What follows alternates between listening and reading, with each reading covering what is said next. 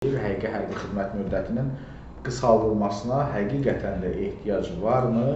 Bax, bunu danışacağıq sizlə və bir neçə mütəxəssis ekspertin rəyləri var bu mövzuda.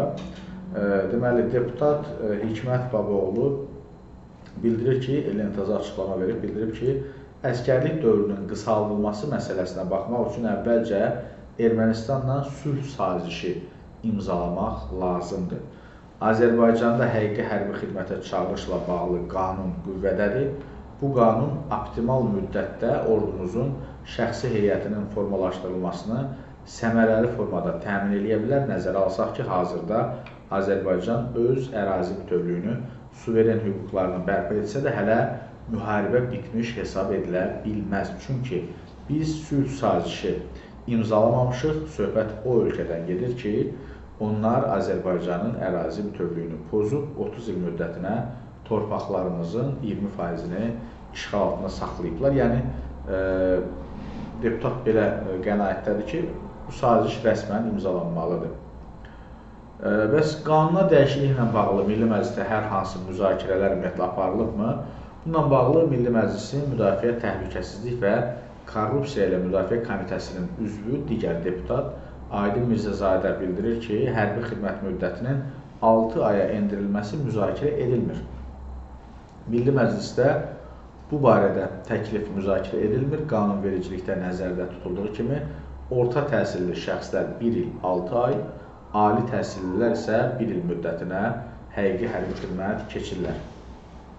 Və məsələ ilə bağlı ehtiyatda olan polkovnik, hərbi ekspert Üzeyir Cəfərov Lentaza qeyd edir ki, elmlə, təhsillə məşğul olmaq istəyən şəxslərin hərbi xidmət müddəti 6, hətta 3 aya endirilməlidir. Hərbi xidmət müddətinin 6 aya endirilməsi sosial şəbəkələrdə və mətbuatda ara-sıra müzakirə olunur. Ali təhsilli şəxslər üçün hərbi xidmət müddətinin azaldılmasının mən də tərəfdarıyam. Özünü hərbidə görməyən adamı zorla, aylarla əskərlikdə saxlamaq, onun elmə və seçdiyi peşəyə həvəsinin azalması deməkdir.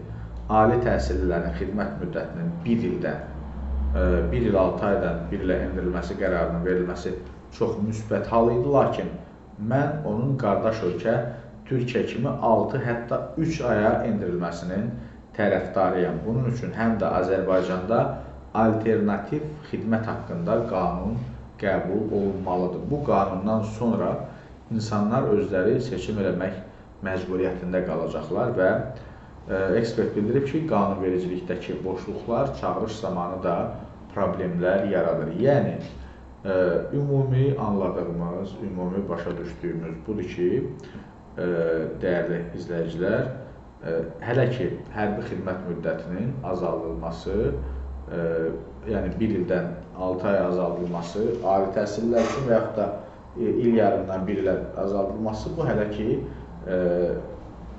belə deyək, real deyil. Bunun üçün öncə deməli, nə qısaldılmalı, daha doğrusu nə olmalıdır? Sülh sazişi tam imzalanmalıdır ki, bu müddətdə qısaldılsın.